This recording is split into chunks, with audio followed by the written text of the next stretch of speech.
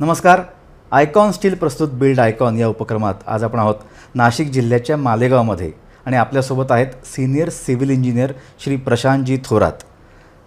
थोरातजी नमस्कार. नमस्कार. स्वागत आहे या उपक्रमात. खूप दांडगा अनुभव आहे प्रशांतजींना. गेले 35-40 वर्ष ते या क्षेत्रामध्ये आहेत, अनुभवी आहेत आणि खूप त्यांच्या काही आठवणी असतील, काही शिकवणी असतील त्या आपण जाणून घेणार आहोत. सर, तुमचा जीवन प्रवास आम्हाला ऐकायला आवडेल की तुम्ही सुरुवात कशी केलीत, कोणती शाळा होती, कोणतं कॉलेज होतं तुमचं? माझं प्राथमिक शिक्षण मालेगाव येथे SKBH विद्यालय 12वीपर्यंत, 86पर्यंत. त्यानंतर मी कोल्हापूर येथील DY Patil college of engineering याने DY पाटील यांचं जे साम्राज्य आहे त्याच्यातलं पहिलंच कॉलेज त्यांचं, तिथं 90पर्यंत BA सिव्हिल याची डिग्री घेतली. त्यानंतर नाशिकमध्ये 2 वर्ष SR पाटील कन्सल्टंट यांच्याकडे 2 वर्ष मी प्रॅक्टिस केली. त्यानंतर मालेगाव येथे प्रशांत थोरात अँड असोसिएट्स या नावाने आर्किटेक्चरल आणि RCC डिझाईन याची मी कन्सल्टन्सी चालू केली. RCC डिझाईनसाठी बॉम्बेचे इनसॉफ्ट कन्सल्टंटचं बिल्ड मास्टर हे सॉफ्टवेअर मी वापरत होतो. 96-97 नंतर by the by government contracts आणि त्यानंतर मुंबईची एक मोठी कंपनी होती SMC इन्फ्रास्ट्रक्चर, आजही आहे ती टॉप 5-10मध्ये, की जी वॉटर सप्लाय जीवन प्राधिकरणचे काम करते. त्यांच्याबरोबर 10 ते 15 वर्ष मी जवळजवळ त्यांचे मॅक्झिमम कामं 3-4 जिल्ह्यातले माझ्याकडे असायचे. हे करत असतानाच शिर्डीमध्ये शहापूरजी पालनजी यांच्याही प्रोजेक्टमध्ये मी ESR म्हणजे एलिव्हेटेड सर्व्हिस रिझर्वायर, पाण्याच्या टाक्या, त्यानंतर हेडवर्क्स म्हणजे जिथून पाणी डॅममधून ओपसलं जातं अशा विहिरी यांचे मोठमोठे कामं आपण इथं केलेली आहेत. प्रशांतजी, खूप दांडगा अनुभव आहे. म्हणजे मी म्हणेन 360 अंशामध्ये तुम्ही कार्य केलेलं आहे या सिव्हिल लाईनमध्ये. हो.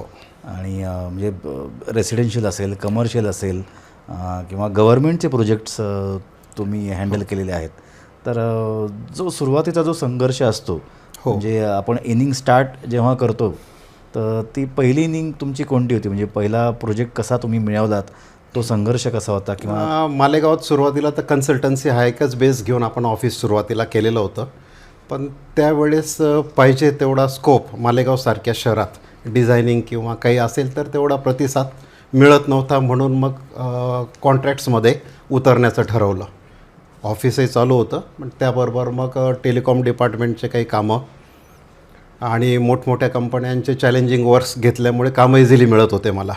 जे SMC इन्फ्रास्ट्रक्चर ठाणा मी म्हणतो आहे, तर त्यांचे जॅकवेल वगैरे, headworks, RCC works, elevated service reservoirs, ते थोडे चॅलेंजिंग वर्क्स असतात, तर ते कामं इझिली आपल्याला मिळत होते आणि पूर्ण स्किलपणाला लावून आपण ते काम पूर्ण करत होतो. सर, तुम्ही म्हणजे नाशिक जिल्ह्यामध्ये मालेगावच्या जवळपास महाराष्ट्रामध्ये तुम्ही प्रोजेक्ट्स हँडल केले, तर महाराष्ट्राच्या बाहेर देखील तुम्ही?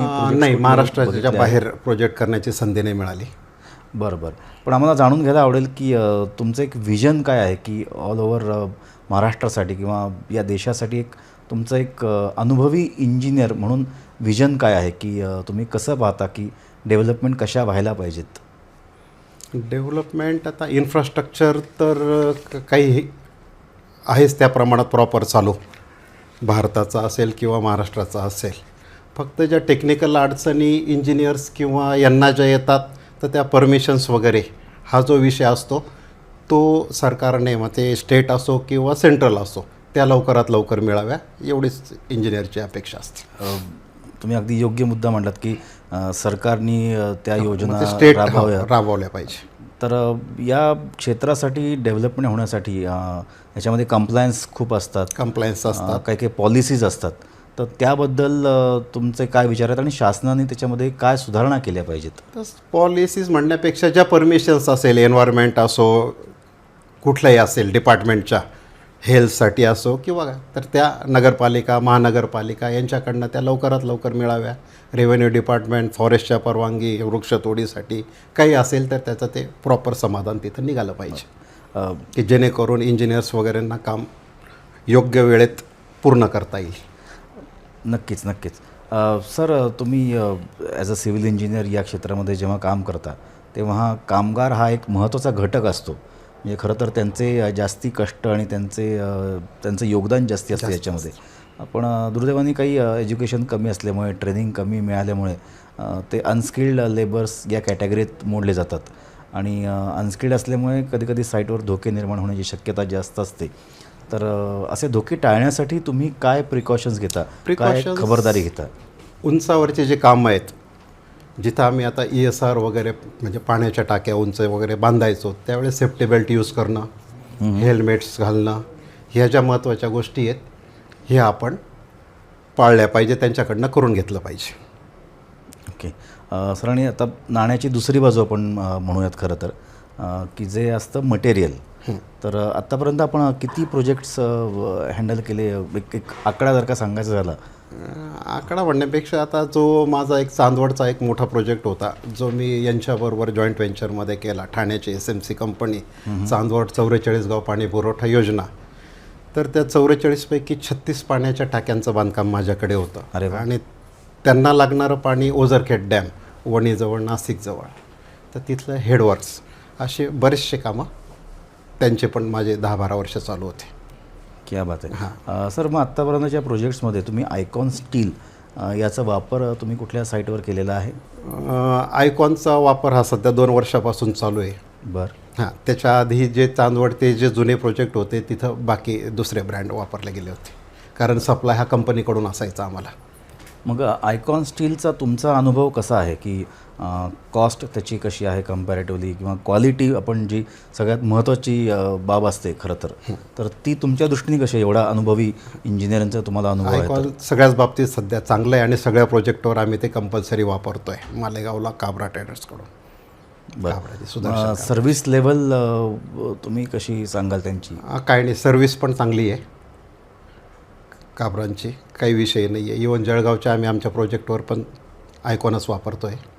आता तुम्ही as a senior civil engineer म्हणा, किंवा आता तुमचे जे कुशल कामगार आहेत तुमच्याबरोबर काम करणारे, सो त्यांनी त्या आयकॉन स्टीलचा जेव्हा वापर केला तर तेव्हा त्यांना काय जाणवलं? म्हणजे त्यांचे पण काही फीडबॅक्स आहेत का या बाबतीमध्ये? क्वालिटी याने म्हणजे स्ट्रेंथला तर काही प्रॉब्लेम नाही आहे. इवन इझिली बेंडिंग तो काही विषय नाही आहे. क्वालिटीच्या बाबतीत आयकॉन स्टील सगळ्याच बाबतीत चांगले, टेन्साईल स्ट्रेंथ असेल, काही असेल. बरं. सर, खूप मोठा अनुभव घेऊन तुम्ही या क्षेत्रामध्ये आत्तापर्यंत प्रवास केलेला आहे, जवळजवळ 30-40 वर्ष. आणि तुम्ही चांगलं शिक्षण घेऊन तुमच्या शिक्षणाचा वापर, अनुभवाचा वापर प्रत्येक साईटवर आजपर्यंत तुम्ही केलेला आहे आणि यशस्वीरित्या पार पाडलेला आहे. तर असंच यश संपादन करण्यासाठी आजचे आमचे जे नवीन तरुण आहेत या क्षेत्रामध्ये येणारे, एक सिव्हिल इंजिनियर आहेत किंवा काही आर्किटेक्ट आहेत, तर त्यांच्यासाठी एक तुमचा एक व्हिजनरी थॉट काय असेल, किंवा एक तुम्ही काय त्यांना नवीन दिशा दर्शवाल? आयुष्याची सुरुवात करताना नुसता पैसा हा व्ह्यू ठेवून कामे वगैरे चालू करण्यापेक्षा स्किल्ड टेक्निकल ठिकाणी अनुभव घ्यावेत आणि ते सगळे 100% इम्प्लिमेंट करावे, की जेणेकरून ज्याच्यासाठी आपण प्रोजेक्ट करतो, मग ते बिल्डर्स असतील, म्हणजे बंगलोज ओनर असेल किंवा फ्लॅटवाले असेल, की त्यांच्या आयुष्याच्या पुंजीचं समाधान त्यांना लाभलं पाहिजे. टेक्निकली प्रोजेक्ट हा पूर्ण झाला पाहिजे. नक्कीच. म्हणजे खरं तर म्हणजे म्हणतो ना, की पैसा हा सेकंडरी असायला हवा आणि तुमच्या कामाचा प्रामाणिकपणा म्हणा, तो सगळ्यात जास्त गरजेचा आहे, तो प्रायमरी असला पाहिजे. खरी गोष्ट. आणि म्हणजे समाधान जसं तुमच्या कामाला तुम्हाला मिळालं पाहिजे, तसंच ते ओनरला, जो त्याच्यासाठी आयुष्याची पुंजी लावतो, त्याला ती मिळाली पाहिजे. कस्टमर हा आपला देव असतो. देवच. त्यामुळे देवाला कायम समाधानी ठेवणं ही आपलं एक कर्तव्य आहे, जबाबदारी आहे. आणि जे गेले तुम्ही 40 वर्ष तुम्ही अविरतपणे पार पाडत आहात. खूप छान आणि मोठे मोठे प्रोजेक्ट्स तुमच्या हातनं घडलेले आहेत आणि असेच मोठे मोठे आयकॉनिक प्रोजेक्ट्स तुमच्या हातून पुढेही घडत, अशा आयकॉन स्टीलकडून तुम्हाला अनेक अनेक शुभेच्छा आहेत. तुम्ही आज इथे वेळात वेळ काढून आलात त्याबद्दल अनेक अनेक धन्यवाद. Okay, thank you.